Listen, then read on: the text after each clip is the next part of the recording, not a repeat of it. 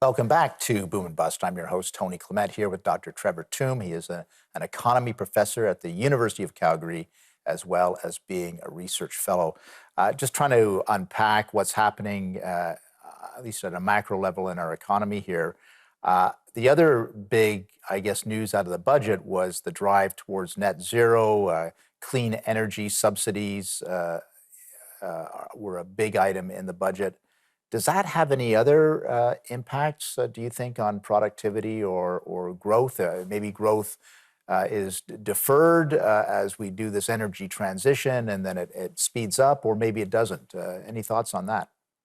Yeah, so I think no question that efforts to lower greenhouse gas emissions in Canada and other countries are going to come with some negative effects on economic growth. And to be clear, those costs may very well be worth paying to avoid some environmental challenges associated with greenhouse gas emissions, but there's no free lunch here. There's no avoiding costs associated with changing the way that we do things, changing where resources are deployed and which sectors and activities workers are in, or switching around the capital that we use, our whole vehicle fleet, for example, trying to electrify that. So there will be costs.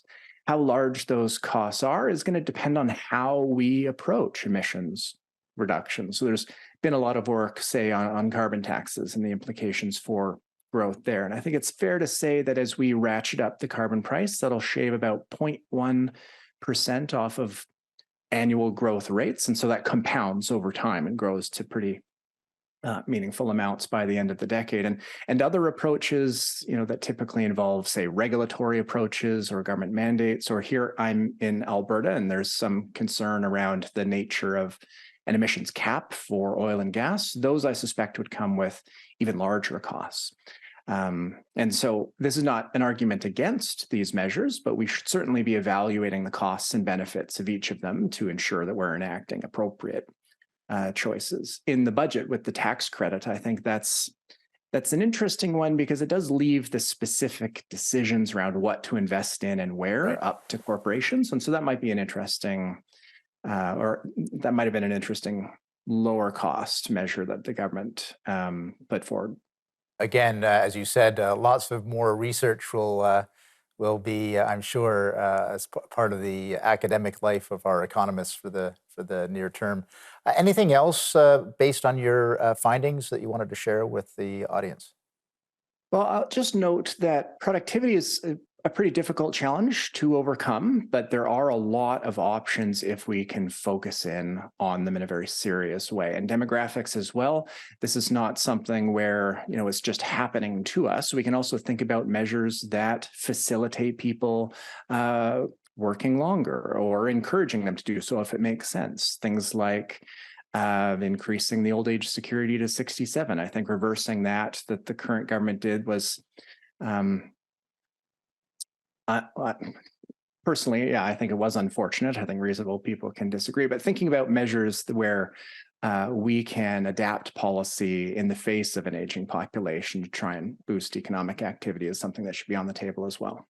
Yeah, I noticed in the latest UK budget that they had measures to not punish, but the reverse, provide incentive for people to continue to stay in their job for longer, right?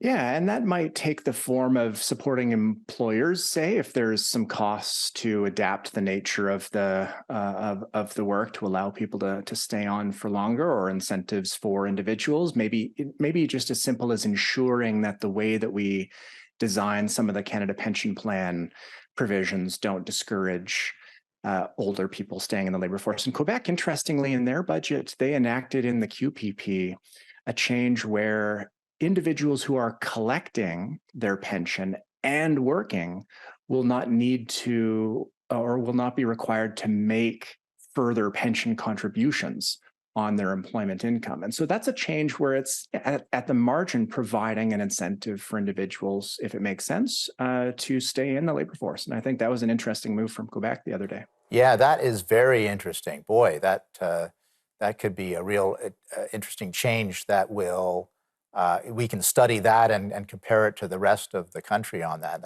I'm glad you brought that up. We are out of time. Dr. Trevor Tombe, thanks for joining us today. It's been great to have you on the program. My pleasure. Thank you.